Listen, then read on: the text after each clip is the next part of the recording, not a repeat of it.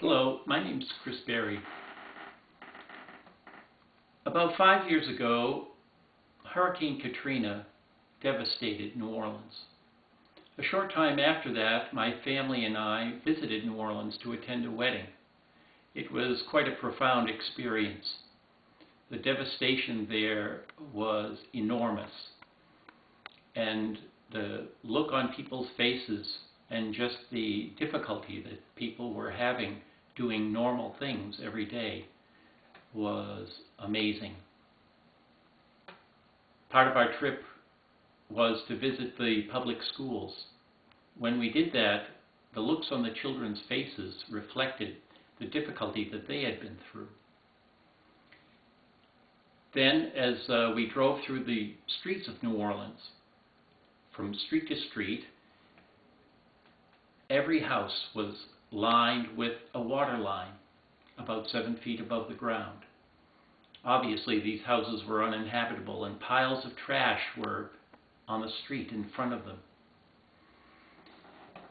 So, as we were leaving New Orleans, flying out on the airplane, going home, I wrote a poem that became the song that I'm about to sing.